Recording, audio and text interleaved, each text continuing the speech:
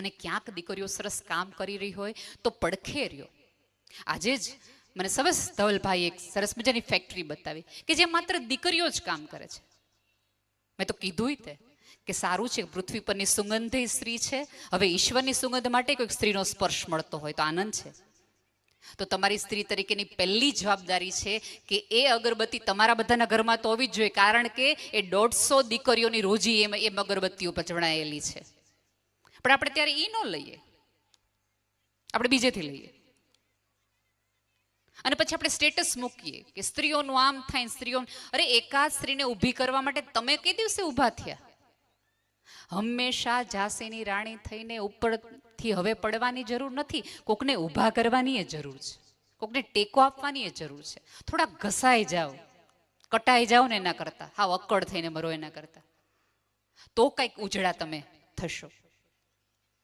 અહીંયા બેઠેલી તમામ સ્ત્રીઓને ફરી ફરી વિનંતી છે કે થોડુંક ખુલવાનું રાખો, થોડાક તમારા વિચાર શક્તિને એટલી પહોળી કરો કે જેથી તમને વિઝનમાં દેખાય કે આને સિક્કાની ત્રીજી બાજુ હવે સમાજમાં છે.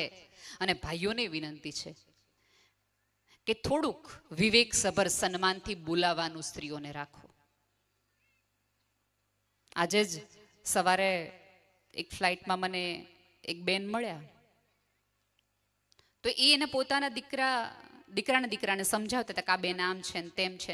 પછી થોડુંક છોકરાએ થોડીક વારમાં 8મા ધોરણનો છોકરો હતો એટલે થોડીક વારમાં ગૂગલમાંથી કરી લીધું, ઓકે આ નેહલબેન છે. રૂપાલા સાહેબ, દુઃખ થાય એવો છોકરાએ મને પ્રશ્ન એ કર્યો કે તમે ફેમસ છો? એટલે મેં કીધું હા. એ કે તો તમારી આગળ બહુ બધા પૈસા હશે ને? તમે વિચાર કરો, આ પેઢીના મગજમાં આપણે ફેમસ અને પૈસાનું કેવું મગજમાં નાખી દીધું. તમને એમ લાગે કે તમે આના આધારે સંસ્કૃતિ, સભ્યતા અને સનાતન ધર્મ બચાવી શકશો આ બીજ રોપીને? કદાચ નહીં, કદાચ નહીં.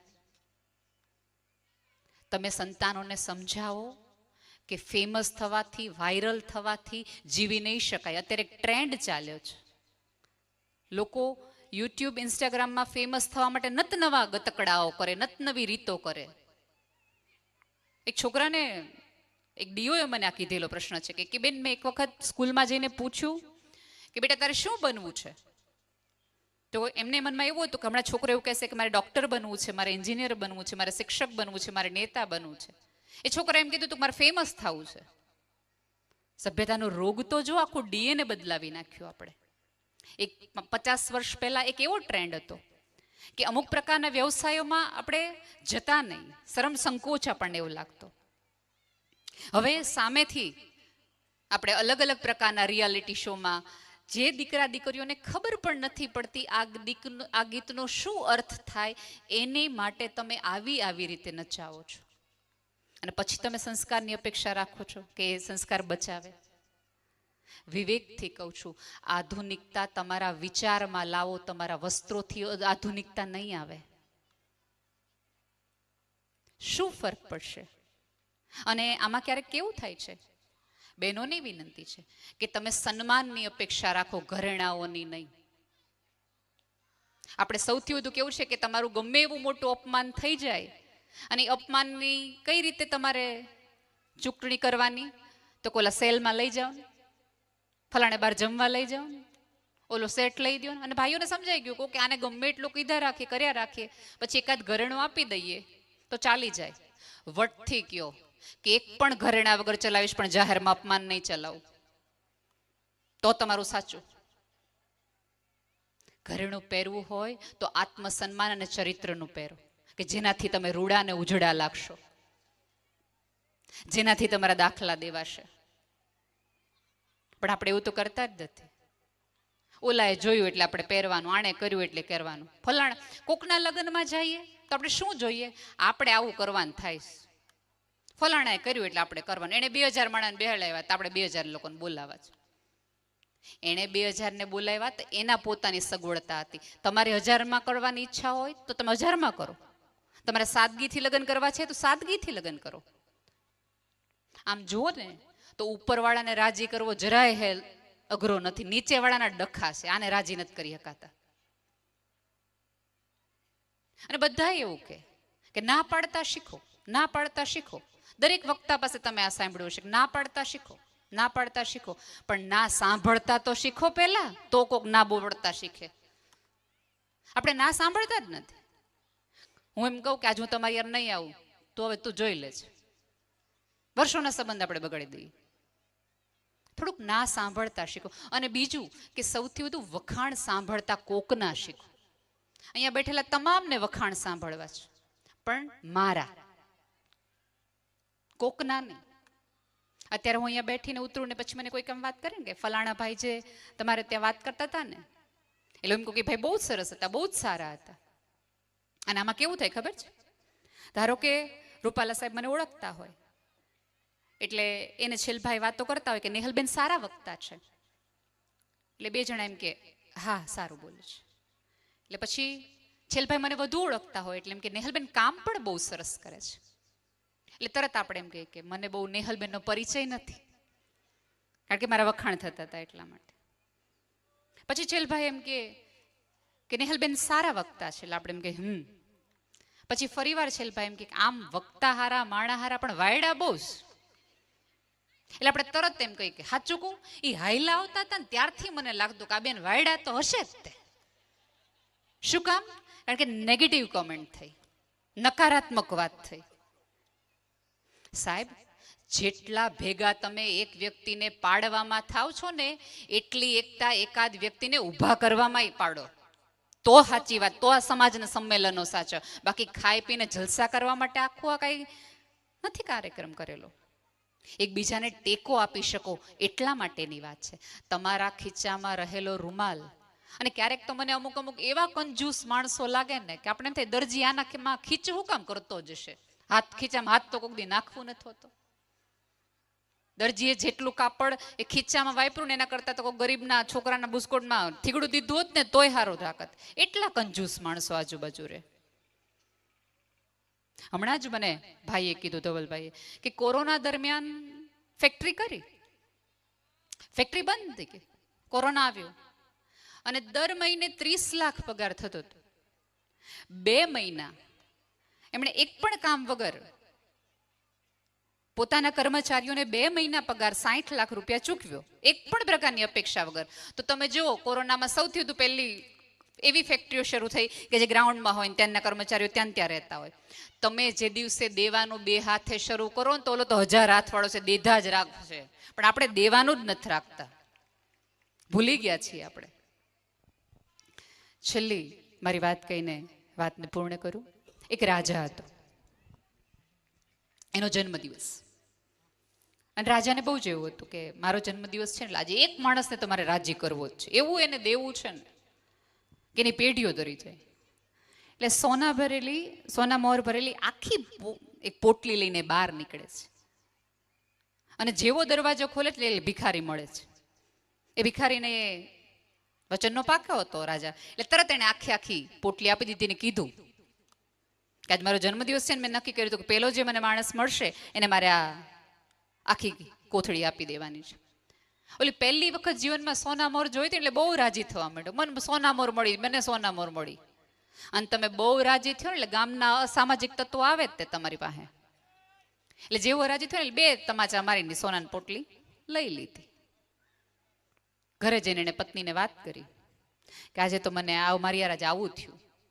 હું સવારમાં હતો ભીખ માગતો તો, મને સરસ મજાનું સોના મોર ભરેલી પોટલી મળી, પણ એ 2 ભાઈઓએ મને લઈ લીધી. તો પત્નીએ તે 2 દીધી. તમે તો આવા ના આવ્યા, મૂંગા મોઢે હાયલા ન આવે ને, હું રાડું પડતા પડતા હાયલા આવ્યા. તમે તો આવા ના આવ્યા, તમારી યારે તમે ખોટી જિંદગી પસાર કરીને મારું કંઈ થવાનું નથી ને એમ રોવા મળે. એટલે ઓલો ભાઈએ તે થોડોક મૂંઝાતો બીજે દિવસે ફરીવાર ત્યાં જ એ જ જગ્યાએ ભીખ માગવા ગયો. એટલે રાજાએ કીધું બસ વૃત્તિમાંથી નવરો ન થયો, કાલ આટલી બધી સોના મોહર આપી હતી તેમ છતાં ફરીવાર ઉભો આવી ગયો. એટલે રાજાને આખી વાત કરી કે સોના મોહર મારી બધી આ માણસ લઈ ગયો. રાજાને કંઈ ખાસ વિશ્વાસ આવ્યો નહીં, પણ આમ ઓલે મગજમાં હતું કે એક માણસે મારે રાજી કરવાનો હતો. એટલે એને પોતાની હાથની હીરાની વીંટી આપી અને એમ કીધું કે સોના મોહર કરતા પણ મોંઘી છે, હવે સાચવીને રાખજે. એટલે એ ભિખારી છે, આ વખતે ને યાદ આવ્યું કે હવે કઈ બોલવા નથી, ચૂપચાપ ઘરે જવાનું. પત્નીએ ના પાડી છે. એ ચૂપચાપ પોતાના ઘરે જાય છે અને ઘરમાં કોઈ વ્યવસ્થા નથી હોતી, એટલે કાંધી ઉપરનું એક માટલું હોય છે, એની અંદર માટલાની અંદર એ વીંટી મૂકી દે છે અને પછી ઘસઘસાટ સૂઈ જાય છે અને સપનામાં સરી પડે છે કે કાલ સવારે ઉઠશે ને હીરા વેચશું ને એમાંથી આ થશે ને હવેલી થશે ને ફલાણું થશે ને આમ કરતા કરતા બહુ મોટી મોટી વાતો વિચારોમાં સપનામાં સરી પડે છે. જેવો ઉઠીને જોવે છે તો માટલું નથી. એને પત્નીને પૂછે કે માટલું ક્યાં ગયું? એ કે હું પાણી ભરવા ગઈ હતી. એ કે પણ તું પાણી ભરવા ગઈ હતી એ માટલાની અંદર તે સોનાની વીંટી હતી. એટલે પત્ની પાછી કકડાટ કરવા માંડી, તમને કહેવાય તમારે મને કાંઈક તો કેવું જ જોઈએ ને, તમે મને કંઈ કહેતા જ નથી. ના જો આજે પાછે હું ઘર મૂકીને વહી જાઉં છું, તમારે નસીબમાં જ કંઈક પનોતી છે, મારે તો કેવા હરા હરા માગા આવતા હતા ને મારા પપ્પાએ તમને દઈ દીધી ને લા બલા કરી. પત્ની ખૂબ બધું સંભળાયું અને ભાઈને બહુ હળાળ લાગી પડ્યું, તોય થોડોક ઊભો રહ્યો. બીજે દિવસે ત્રીજા દિવસે ફરીવારે ભીખ માગવા માટે એ જ જગ્યાએ ઊભો રહે છે અને ત્યારે રાજા હવે લાલ ગુમ થઈ ગયો. એ કે સોના મોર આપી તે ખોઈ નાખી, વીંટી આપી તે ખોઈ નાખી, હવે તું શું ઊભો? એટલે એણે 2 રૂપિયા આપ્યા. તું 2 રૂપિયાને જ લાયક છો, તારી લાયકાત અને ઓકાત કરતા વધુ મેં તને આપ્યું ને એટલે આ તારી સ્થિતિ છે, આલે 2 રૂપિયા. એને બહુ ભારે લાગી આવ્યું એટલે નક્કી કરે છે કે આત્મહત્યા કરી લઈએ. આ કઈ જીવવા જેવું નથી. પત્ની વહી ગઈ છે. મહારાજે કીધું સાવ સાચી વાત છે કે મારી કોઈ લાયકાત જ નથી, પૃથ્વી પર અમસ્તો હું ધક્કો ખાવા માટે આવ્યો છું. એ ત્યાં નદી કિનારે જાય છે અને ઓલા 2 રૂપિયાને સતત જોયા રાખે છે અને ત્યારે એ જોવે છે કે એક માછીમાર છે, એ માછલીઓ લેતો હોય છે. એટલે એમ થાય જતા પહેલતા મરતા પહેલા એક સારું કામ કરીને જાઓ. એ ઓલા માછીમારને એમ કહે છે કાલે 2 રૂપિયા આ માછલીઓને તું જતી કર. એટલે ઝાડમાં હજી માછલીઓ હોય છે ને, ત્યાં એ જોઈ જાય છે કે ઓલી માછલી, એની પત્ની જે પાણી ભરવા માટે માટલું લઈને આવી હતી એમાંથી વીંટી પડી અને ઓલી માછલી ગળી ગઈ. એણે જે 2 રૂપિયામાંથી ઓલી માછલી એને જડી આવે છે. એટલે ફરીવાર રાજી થઈ જાય છે. મળી ગયો મળી ગયો મળી ગયો મળી ગયો એવા રાડો પડે છે. એ રાડો જ્યારે પાડતો હોય છે ત્યારે એ ઝાડની પાછળ ઓલો ચોર કે જે સોના મોરો લેવો છે દાટી રહ્યો છે. એટલે ઓલો ચોર ડરી જાય છે, કર આને કંઈક મળી ગયું, હું મળી ગયો હું મળી ગયો. એટલે રાજાના સિપાહીઓ લઈને આવ્યો છે એટલે મને મળી જશે. એટલે એ સોનામોર મૂકીને જાય છે. એટલે જેની પાસે કાંઈ જ નહોતું એની પાસે સોનામોર અને વીંટી બંને આવી જાય છે. ત્યારે એ ઉપરવાળાને કહે છે કે મેં જે દેવાનું શરૂ કર્યું ને તો તે આપવાનું શરૂ કર્યું. મેં તો ખાલી 2 દીધા ને તે મને મારું બધું જ પાછું આપી દીધું. મિત્રો, આ પૃથ્વી છે ને એ તો ઇકો વેલી છે. તમે આ ખીણ ઉપર જે દેશો એ સવાયું થઈને તમને પાછું મળવાનું. તમે આઈ લવ યુ કહેશો તો ખીણમાંથી હું તને પ્રેમ કરું છું, હું તને પ્રેમ કરું છું એવા પડઘા પડશે. પણ યાદ રાખજો કે આઈ હેટ યુ, હું તને નફરત કરું છું, હું તને આ કરું છું તો એનાય પડઘાય આજે નહીં તો કાલે ને કાલે નહીં તો પરમ દિવસે તમારે ઝીલવા ના જ આવશે. આના નિયમમાં જરાય ખોટ આપણી ધર્મની વ્યાખ્યામાં બહુ થોડા કોલ આમથી આમ કરી નાખ્યા છે કે થોડું ઘણું કમાવો, ખૂબ બધું કમાવો અને ખોટા રસ્તે કમાવો અને થોડું ઘણું દાન કરી દો એટલે બધું શુદ્ધ થઈ જાય. ના, ત્યાં એવું છે જ નહીં. ત્યાં બધા જ વ્યવહારો સરખા જ થાય છે. જે આપ્યું હશે એ જ તમારે લડવાનું. એટલે આપજો એવું જ કે જે તમે જોઈ શકો, ઝીલી શકો એટલા જ પ્રમાણનું. કારણ કે આ તો ઓલો દડો છે, ગયો ને એ પાછો આવવાનો જ છે. 2 વર્ષે 5 વર્ષે કે 50 વર્ષે. ત્યારે તમને અચાનક ગાલ લાલ થશે એમ થશે કે મને મેં આટલા સારા કામ કર્યા, મને કેમ આવું થયું? પણ કોઈક દડો ફેંક્યો તો કોકની આંતરડી કકડી હતી તમારા હિસાબે, જેનો આ જવાબ છે. પણ જો તમે રાજી કર્યા હશે કોકને, કોઈકના સ્મિતનું કારણ તમે બન્યા હશો, કોઈકનું આંસુ તમે લૂછ્યું હશે, કોઈક પડતાને તમે લાકડીનો આધાર આપ્યો હશે, કોકને તડકામાં તમે છત્રી આપી હશે, કોકને શિયાળામાં તમે હૂંફ આપી હશે, તો એ પણ ઉપરવાળો સવાયું થઈને આપશે. ફરીવાર તમારા સૌના પરિવાર જોડાયેલા રહે. રૂપાલા સાહેબ, તમે આવ્યા પહેલાં મેં એક વાત કરી હતી કે તમારે તો મોદી સાહેબ સાથે ઓળખાણ છે. થોડુંક આ 3 દિવસનું લોકડાઉન વર્ષમાં એકવાર કમ્પલસરી કરાવી દો ને એટલે ભેગા તો રહીએ એકબીજા હારે. એટલું અમારું કરો ને કે આ બધા એકબીજાને સમજતા રહીએ. ખબર તો પડે ઘરના એટલા જ સારા માણસો છે જેટલા બહારના હારા તમને લાગે છે ને. તમે જો, છેલ્લી વાત કહી દઉં, સોરી, હવે સાચું છેલ્લી વાત. હનુમાનજી આપણે એવું કહીએ છીએ રામને ઋણી રાખ્યા, એને મિત્રતાની તમે દાખલા શ્રેષ્ઠ આપ્યો તો આપણે આપી શકીએ, સેવકની આપવી હોય તો તમે રામ અને હનુમાનજીની આપી શકો. એક ફોટો તમને ખબર હોય તો પહેલા તમારા ઘરમાં એક હતો કે જેમાં રામ અને હનુમાનજી છે એકબીજાને ગળે લાગતા, કદાચ જૂની પેઢીએ જોયો હોય આ ફોટો. આખું બધું યુદ્ધ પૂરું થાય છે, બધાનો આભાર માને છે. પછી રામ હનુમાનજીને એવું કહે છે એટલા અહોભાવમાંથી કે હું તને શું કહું, હું તને શું કહું, હું તને શું કહું.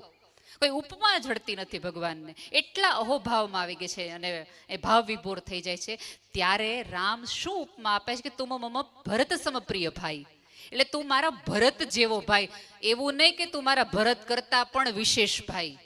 મિત્ર ગમે એટલો સારો પોતાનો હોય તો ભાઈ જેવો જ હોય, ભાઈ કરતા વધારે ન હોય. એટલે બે ભાઈઓને વિનંતી છે કે મિત્રોને પડખે રાખવા, એ યુગ મૈત્રીનો છે, ચોક્કસ સાથે રાખો. પણ એનો અર્થ એ નથી કે બે ભાઈઓ વચ્ચે મિત્રતા જેટલી તમે કુમાશને નદીની હળવાશ ન રાખો. આટલું તમારી અંદર ઉતરી આવે ભાઈપણું. અને આટલું, અને એક વસ્તુ યાદ રાખજો, હજી કહું છું, તમારા બે ભાઈઓના સંબંધો તમારે ટકાવવા હોય તો બહુ જરૂરી છે કે ઘરની સ્ત્રીઓના સન્માન તમે કરતા છે. કારણ કે ઘરની સ્ત્રી સમાજની એકતા અને કુટુંબની એકતા નક્કી કરશે. બીજી બધી વાતો છે, ગમે એટલો પ્રેમ ભાવ હશે તોય. અને તમે જગતથી હારી કંટાળીને થાકીને પાછા આવો અને ઘરમાં તમે ઠરો નહીં ને તો જગતમાં તમે ક્યાંય નહીં ઠરો. બધે જ તમે થાકેલા અને હારેલા લેશો. ઈશ્વર કરે ટાઢક ઉભય પક્ષે મળતી રહે એવી જ પરમાત્માને પ્રાર્થના.